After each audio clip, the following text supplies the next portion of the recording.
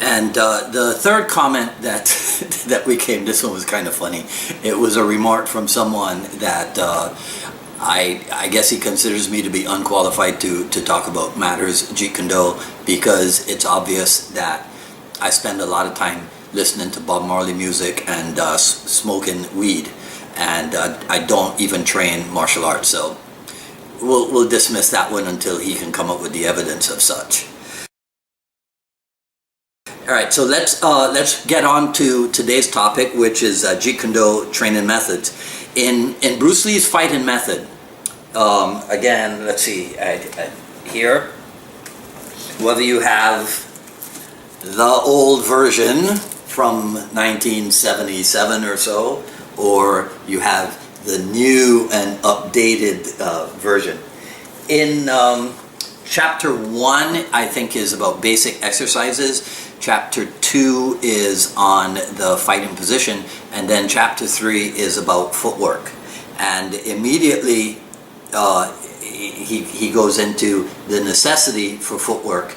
And I think there's a Bruce Lee quote that says that the essence of fighting is the art of movement, or something like that. And I guess that's why there was such an emphasis in the early days on footwork. And what I've noticed sometimes is that people will they'll demonstrate the footwork patterns. Let's say if it's in an instructional sequence, they'll demonstrate the footwork patterns, and then they'll move right on to the practicing of technique, but without paying attention anymore to the footwork, which I think is kind of that's not the approach that you should be using, because the footwork has specific uses and specific applications. So at this, I want to emphasize that the footwork, your footwork practice cannot exist in a vacuum. So you don't do your footwork drills and then you move on, and now you're doing your technique drills and you're not paying attention to what your feet are doing. And no discussion of footwork can occur without a discussion of the concept of the combat distances, right? Known as out of range, rim of fire, and in range. But we'll get to that in just a little. So if we actually let's look at that right now. So in range, as the name implies, means I can touch you, I can get to you without having to take a step towards you. If I take one step backwards, I am now on what is known as brim of fire. You'll hear me refer to it as rim of fire. I just have childhood a bad connection to a thing called brim, which was a food product that I hated. So I've taken the liberty of referring to it as the rim of fire versus the brim of fire. And then there's out of range, which would be anything more than one step away from the opponent. So in range, I don't have to move to get to you. Brim of fire, I'm one step away, and then anything more than one step away would be out of range. So now we go to the footwork pattern. So footwork pattern number 1, in the fighting method book, what came to be called, and I think that the best depiction, let's see, the best depiction of the footwork patterns that I have found is probably in my senior Chris Kent's book.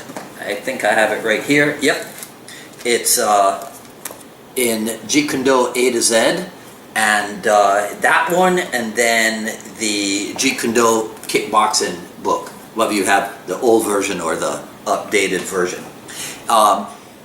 In Bruce Lee's fighting method, the first footwork pattern that's shown is the advance shuffle or the retreat shuffle. The first footwork pattern shown in Chris Kent's book is the step and slide. It's actually the same thing. I believe that step and slide, I wasn't there when that name came into being, but I think that, but for me, what I view that as an example of the continuous evolution of the art of Jeet Kune. The term advance shuffle, yeah, you know you're moving forward, but you're not necessarily told how to do it. With step and slide, moving forward, you pretty much see, oh, okay, that's you step and then you slide. So in doing that footwork, if I'm moving forward, the guiding principle is this. The foot which is closer to the direction in which I need to move is the one that moves first. So if I'm moving forward, the front foot moves first, then the back foot adjusts. If I'm moving backward, back foot moves first, and then the front foot adjusts. Later on in Bruce Lee's fighting method, there is a footwork pattern where they just call it sidestepping. But if you analyze what they're doing in sidestep, it's actually step and slide footwork.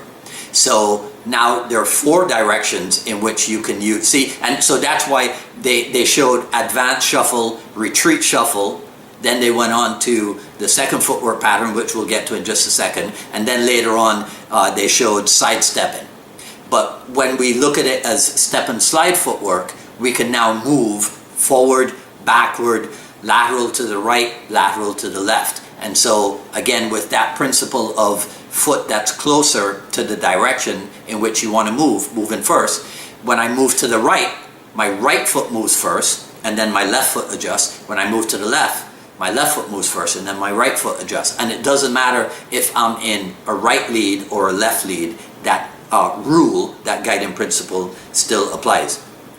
The step and slide is used for what I call general mobility. This is the adjusting of distance. Think of, I don't know if they do it now in the modern days, but in the old days, sometimes when a boxer came into the ring, once he came through the ropes, then you'd see him moving around the ring in the rocker shuffle, on the tiptoes, and he'd just be moving, not necessarily shadow boxing.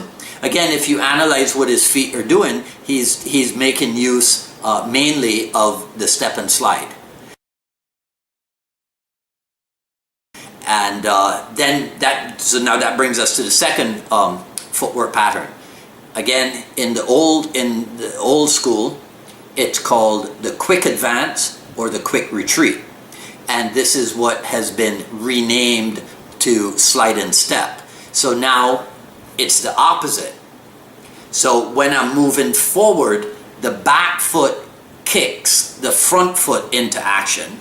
When I'm moving backward, the front foot kicks the back foot into action. So it's this idea. If I'm moving forward, which is that way, I go like that. If I'm moving backward, I go like that. So then this idea of moving back and forth like that leads to another footwork pattern that's called the pendulum shuffle. And that's where you would use it to, well, let's talk about uses of the footwork. Okay, so we have step and slide, and we have slide and step. Step and slide used for general mobility. Slide and step used for launching a kicking attack, but can also be used in defending, in retreating against a kick. So hence the old name, quick advance and quick retreat. Just remember that when you practice the footwork, it's slide and step, but when you apply it, it's slide and kick with the shape of the foot in whatever kick it is that you're performing. Then there is let's talk about how to train the slide and step, because we talked about step and slide, forward, backward, lateral left, lateral right. In slide and step, even though I've seen it done that way, obviously you move forward, you move back. I have seen Tim Tackett, for example, use the slide and step laterally. And then I've seen, I believe it was Burton Richardson, use it on the diagonal. Personally, for me, it's more comfortable to use it on the diagonal, but when the JKD Wednesday night group, when they apply their footwork, it is something spectacular. So again, it becomes one of those things where you have to train it, you have to practice it yourself, and then make your decision on what works best for you. Then there is the foot. Now this is an interesting historical point for me. In Bruce Lee's fighting method, the third footwork is a thing called the burst. when you analyze the burst, you realize that it is actually a combination of step and slide and step, because you take an initial step with the front foot and then you adjust thereafter. There is nothing in Bruce Lee's Fighting Method book called the push shuffle. This is something that you see in the later in instructional books on Jeet Kune Do, like the ones I've talked about before, Chris Kent's book, Jeet Kune Do A to Z.